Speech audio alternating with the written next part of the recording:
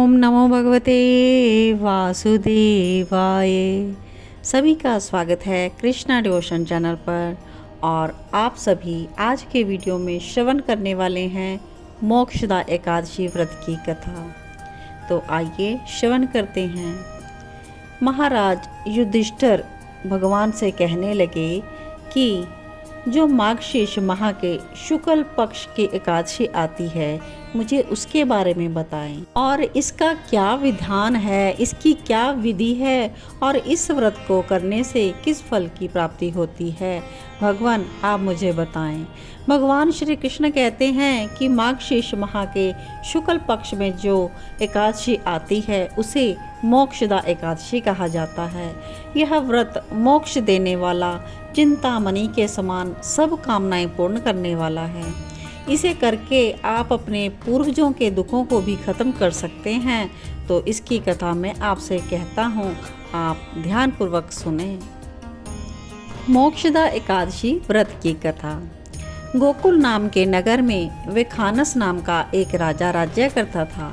उसके राज्य में चारों वेदों के ज्ञाता ब्राह्मण रहते थे और वह राजा अपनी प्रजा का पुत्रों की तरह पालन करता था।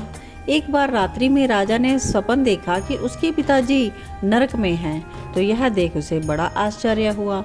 सुबह उठते ही वह विद्वानों के पास गया और अपना सपन सुनाया और कहा कि मैंने अपने पिता को नरकों में कष्ट उठाते देखा है और उन्होंने मुझसे ये भी कहा है कि पुत्र, मैं नरक में पड़ा हूँ, मुझे यहाँ से मुक्त कराओ। तो जब से मैंने उनके यह वचन सुने हैं, मैं तब से बहुत बेचैन हूँ और चित्त में बड़ी सी अशांति हो रही है। मुझे इस राज्य, धन, पुत्र, स्त्री, हाथी, घोड़े से कुछ भी सुख प्रतीत नहीं होता और अब मैं अपने पिता के कष्ट निवारण के लिए क्या करूं? राजा कहते हैं कि हे देवताओं, इस दुख के कारण मेरा सारा शरीर जल रहा है। आप कृपा करके कोई तप, दान, व्रत, ऐसा कोई भी उपाय बता दो जिससे कि मेरे पिता को मुक्ति मिल जाए और उस पुत्र का जीवन व्यर्थ है जो अपने माता पिता का उद्धार ना कर सके। एक उत्तम पुत्र जो अपने माता पिता और पूर्वजों का उद्धार करता है, वह 1000 मूर्ख पुत्रों से अच्छा है। जैसे एक चंद्रमा सारे जगत में प्रकाश कर देता है परंतु हजारों तारे नहीं कर सकते, इसी प्रकार से मैं भी अपने पिता के लिए कुछ करना चाहता हूँ। आप कुछ तो कहें, उपाय बताएं। तो उन विद्वान ब्राह्मणों ने कहा कि राजन, हमारे पास तो उपाय नहीं है, लेकिन पास में ही एक ऋषि का आश्रम है। वो भूत, भविष्य और वर्तमान के ज्ञाता हैं। वो आपकी समस्या का हल जरूर करेंगे।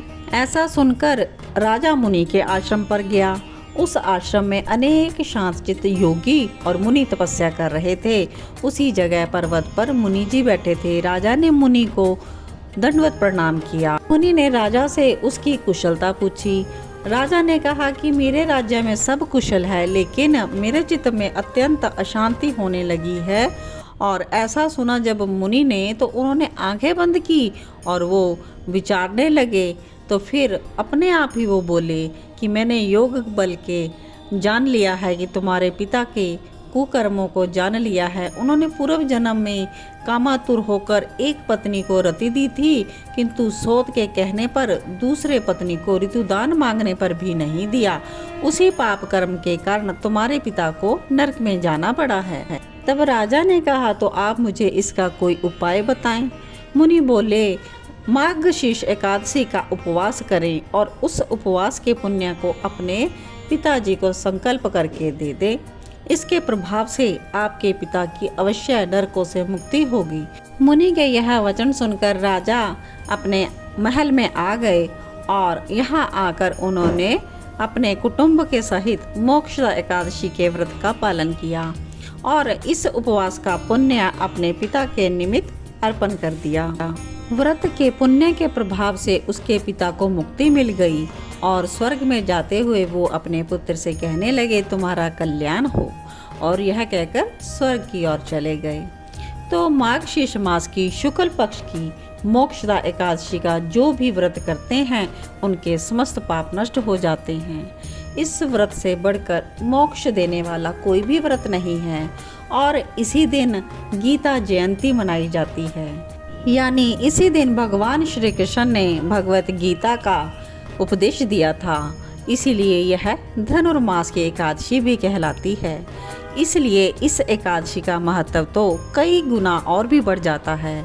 तो इस दिन से आप गीता पाठ का अनुष्ठान प्रारंभ करें तथा आप प्रतिदिन कुछ देर के लिए भगवत गीता का पाठ ज़रूर करें और इसे अपने जीवन में भी उतारें।